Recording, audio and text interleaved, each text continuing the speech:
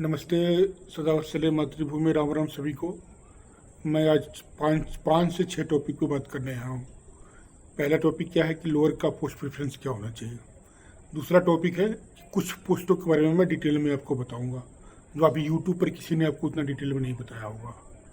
हालांकि मेरे काफ़ी कम सब्सक्राइबर हैं, लेकिन भाई मैं ये मानता हूँ कि 2-4 का भी भला हो जाए काफ़ी है, इसीलिए मैं वीडियो बनाऊँगा। और तीसरा क्या है कि कुछ बच्चे पूछ रहे हैं कि शॉर्ट लिस्टिंग कब तक हो जाएगा। और चौथा, बहुत सारे बच्चे पूछ रहे हैं कि सर्चिफ स्कोर क्या होगा, उसके बारे में भी बात करूँगा। पांचवा टॉपिक क्या है कि पेपर का लेवल क्या होगा, इस पर बात करूँगा। तो ठीक है, चलिए हम चलते हैं अपने सीधे टॉपिक पे कि आपका पोस्ट प्रेफरेंस क्या होना चाहिए टैक्स ऑफिसर के आने के बाद। तो पहले नंबर पे आप रहना एग्जीक्यूटिव ऑफिसर। अब मैं वो सारी क्राइटेरिया को कवर कर रहा हूँ जो मैं पब्लिकली नहीं बता सकता आपको, ठीक है ना। तो ये आप नोटिस कर लो कि मैं सब कुछ इंक्लूड करके प्रमोशन और भी बहुत सारा चीज़ जो आप पूछते हो, लेकिन मैं एक सरकारी कर्मचारी हूँ तो खुल के बोलूँगा नहीं उस मैटर पे। लेकिन मैं तो आपको यही कहूँगा कि अपनी इंटीग्रिटी और इथिक्स के साथ काम कीजिए डिपार्टमेंट के अंदर, कहीं भी जाएँ आप, क्योंकि अब ये ज़माना पहले वाला नहीं है। बहुत सारा मतलब इंटरनेट का ज़माना है, अगर धरे गए तो धरे रह जाएंगे आप। अब ऐसे 8 पे कमीशन आ रहा है तो आपको इन हैंड 82 से 88 हज़ार रुपये मिलेंगे, आपको 90 हज़ार के करीब मिलेंगे आपको लेवल 6 में, ठीक है ना। और ये लागू होगा, हो सकता है कि आई थिंक बहुत सारे तो बोल रहे हैं कि मार्च अप्रैल से शुरू हो जाएगा 2027 से, यूपी चुनाव के पहले। लेकिन मुझे नहीं लगता कि किसी भी हालत में अप्रैल या मई 2028 के पहले वो 8 पे कमीशन का सैलरी मिलने लगेगा। भाई माना तो तभी जाएगा ना जब अकाउंट में पैसे आने लगे, ठीक है। लेकिन आप जब तक ज्वाइन करेंगे आपको अच्छा खासा मिलेगा, कोई दिक्कत नहीं है 8 पे कमीशन के बाद।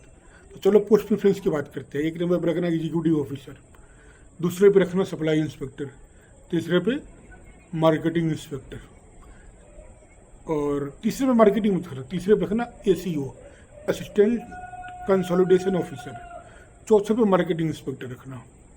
फिर पाँचवें पे आप रखना ये जो आपका क्या कहते हैं उसको, असिस्टेंट मैनेजर, ठीक है ना। और इसमें कुछ लोग कह रहे हैं कि अस्थायी पोस्ट है। देखो, पोस्ट और नौकरी अस्थायी नहीं होता है। अब मान ली कि आपको पोस्ट अस्थायी का मतलब क्या है, अगर पोस्ट फ्यूचर में ख़त्म हो गया तो ऐसा थोड़ी कि आपको नौकरी से निकाल दिया जाएगा, नहीं। आपको सेम पे स्किल, सेम वर्क प्रोफाइल मिलता जुलता आपको दूसरे डिपार्टमेंट में भेज दिया जाएगा।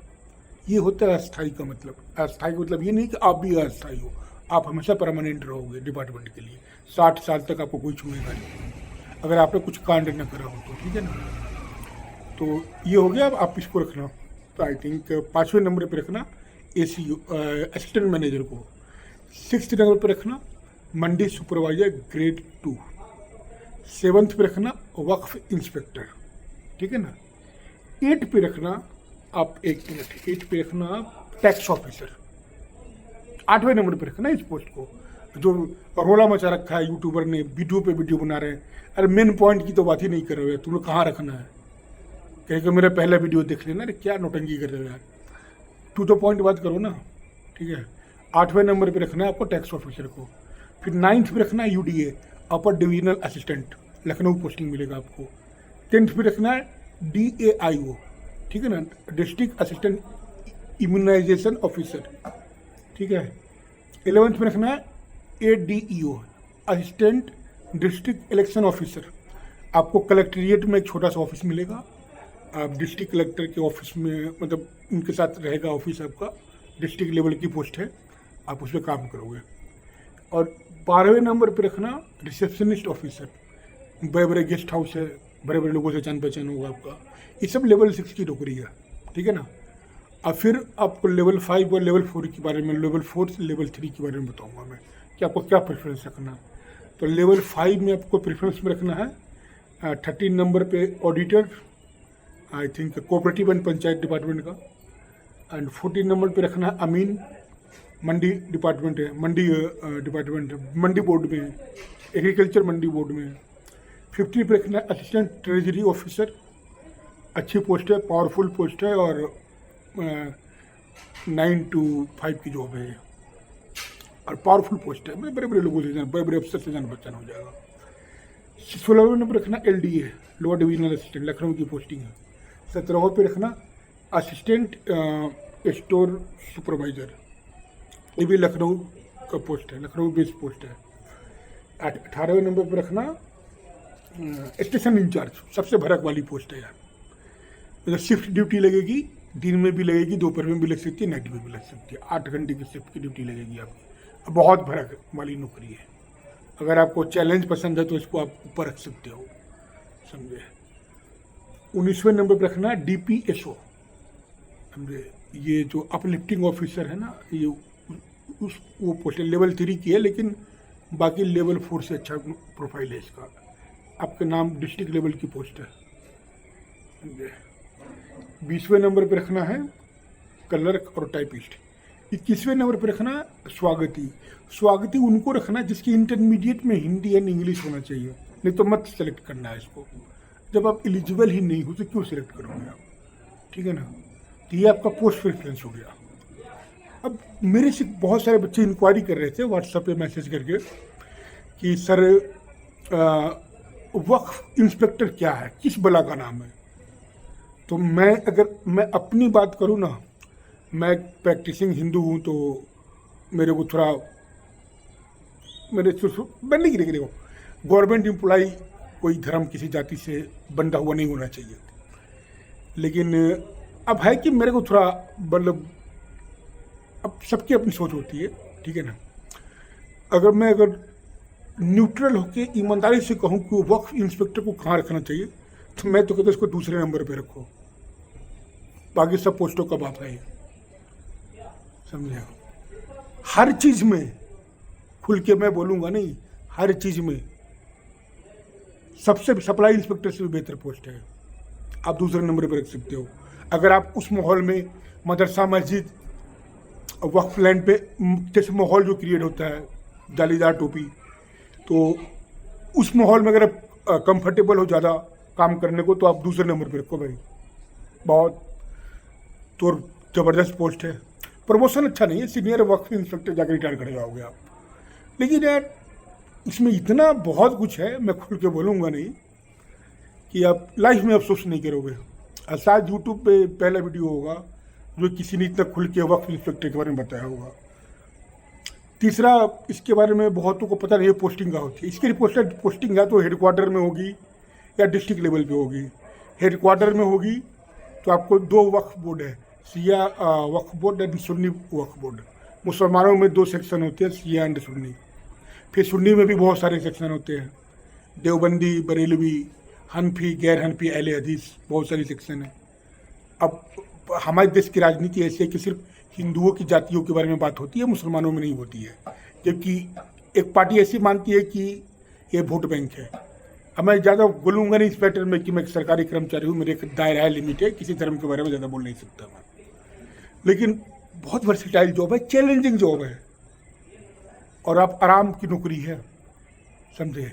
हफ्ते में 2 दिन की छुट्टी मिलेगी आपको। अब सरकार के नुमाइंदा हो, अब कहीं भी काम करो, you are the representative of government of Uttar Pradesh. अब पता है ना कि गवर्नमेंट ऑफ उत्तर प्रदेश में कैसा काम कर रही है, ठीक है ना। तो मैं इसको दूसरे नंबर पर डालूंगा वक्फ इंस्पेक्टर को, अगर मेरे को डालना हो और मैं उस माहौल में काम करने से कंफर्टेबल हूँ। इसको मैंने आपको आई थिंक 7वें नंबर पे इसलिए डाला है कि मैं थोड़ा नहीं चाहता कि उस तरह के माहौल में, अब देखो जॉब है तो करना पड़ेगा भाई, लेकिन मैंने 7वें नंबर पर रखा है इसको, ठीक है ना।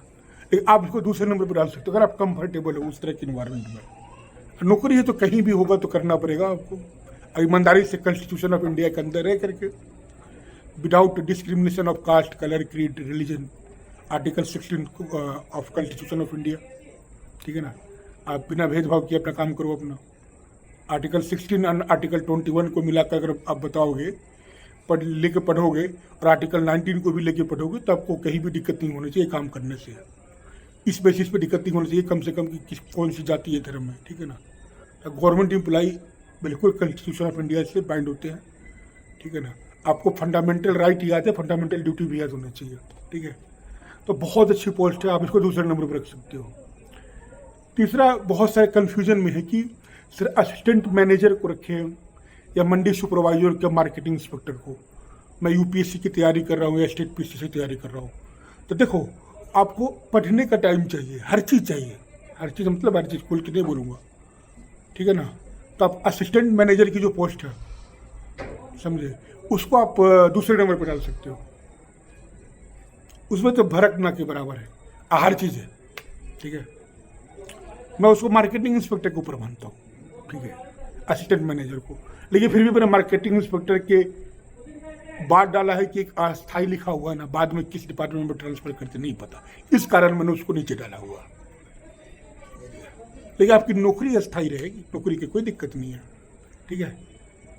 तो मैंने आपको, और अब कुछ लोग कहते हैं कि यार आपने एसीओ को तीसरे नंबर पे क्यों नहीं रखा, दूसरे पर रख सकते हो, चौथे पर रख सकते हो, पांचवें पर रखते हो।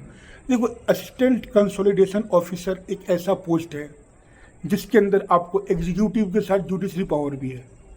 बहुत ऐसा कम सर्विस होता है, जैसे आईएएस का तो पास है ही, एग्जीक्यूटिव पावर है, जुडिशरी पावर है, लेकिन इसमें आपको पास एसीओ के पास एग्जीक्यूटिव के साथ जुडिशरी पावर भी है, एक्सरसाइज करने को मिलेगा मौका। दूसरा, पहला प्रमोशन 5400 ग्रेड पे में है, फर्स्ट प्रमोशन, आपको 10 से 12 साल लग जाएंगे, हो सकता है 15 साल भी लग जाए, लेकिन प्रमोशन होगा तो 5400 ग्रेड पे होगा।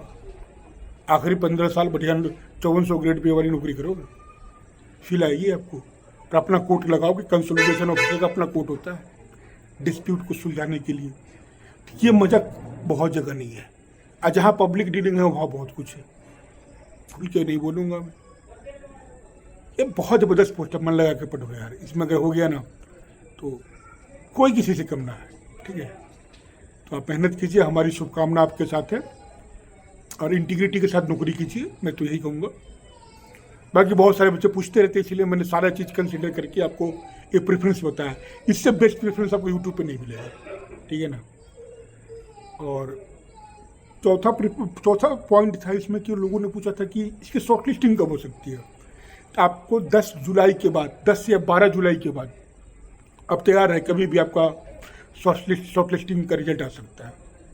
उसके बाद आपको फॉर्म भरना होगा मेंस का, 150 रुपये पेमेंट करके आप अपना आगे जा करके जब एडमिट कार्ड आएगा तो अपना एडमिट कार्ड डाउनलोड कर लोगे। आप पहले कर दोगे तो कोई दिक्कत नहीं, तो बाद में भी कर सकते हो। तो 10 से 12 जुलाई तक आपका, मतलब जुलाई सेकेंड वीक में आपका आज आने के पूरे चांसेस हैं शॉर्ट लिस्टिंग। और एग्ज़ाम में कोई वो लोग कह रहे हैं केस हो गया, डेट बढ़ जाएगा, भाई बहुत सारे ये तो बहुत सारे तो बोले कि नवंबर दिसंबर में भी चुनाव हो सकता है, लेकिन मुझे नहीं लगता कि बीजेपी गवर्नमेंट जो मोदी और शाह की गवर्नमेंट है, ये इतना जल्दी अटल बिहारी वाजपेयी वाला गलती करेगी। ये चुनाव अपने टाइम पे कराएगी, ठीक है ना। अब ये भी जिनको मिनिस्टर बनाया है सोशो इकोनॉमिक चीज़ों को डील करने के लिए, भाई उनको काम तो करने देंगे ना, कम से कम साल भर। तो आप एकदम निश्चिंत रहो कि फरवरी मार्च में आचार संहिता लगेगा, उसके पहले आपका लेखपाल लोअर की ज्वाइनिंग हो जाएगी। हो सकता है कि आपकी इलेक्शन ड्यूटी भी लगे, ठीक है ना। तो बेहिचक होकर काम करो, तैयारी करो, और आपका पेपर टाइम पे होगा। अगर कोई असामान्य घटना ना हो, असामान्य परिस्थिति जनरेट ना हो, तो पेपर आपका टाइम पे होना है, ठीक है ना। तो आपको इस चीज़ का ध्यान रखना है चीज़ों का। और कौन से पॉइंट्स रह गए, हाँ, कुछ लोग के पेपर का लेवल क्या होगा, पेपर का लेवल स्टैंडर्ड होगा, पीसीएस लेवल का पेपर होगा, किसी के नाम क्या है, लोअर पीसीएस लगा हुआ है। तो आप यूपीएससी के जो स्टैंडर्ड है, यूपी पीसीएस के जो स्टैंडर्ड है, उसके अकॉर्डिंग पेपर होगा। और इसमें वो नहीं जाएगा कि 90-92, जैसे हरियाणा यूपीएसआई का कट ऑफ गया था 91%, 92% पर उन्होंने फिजिकल के लिए बुलाया, वो हालत इसमें नहीं होगा, ठीक है ना। स्टैंडर्ड पेपर होगा, और आपको 75-85 के नीचे 82, 83, 81 ऐसे करके 75%। अभी कुछ कहना इनजस्टिस होगा यार, अभी नहीं कह सकते। पेपर स्टैंडर्ड है तो टफ होगा पेपर, ठीक है ना। पीसीएस का जैसे पेपर होता है वैसे पेपर होगा, आपको फील आएगा, ठीक है ना। दूसरा, लेखपाल का कोई री एग्ज़ाम नहीं होना है। आप हमारी शुभकामना आपके साथ है कि अगर कुछ गलत हुआ है तो सरकार को भी इस पर दिखना चाहिए, इलेक्शन का समय है, और पब्लिक को उसको राइट्स मिलना चाहिए। अगर कुछ गलत हुआ तो सरकार इंक्वायरी करके री एग्ज़ाम कराए, और कुछ नहीं हुआ है तो हमें नहीं लगता कि री एग्ज़ाम होगा, ऑनेस्टली बता रहा हूँ मैं।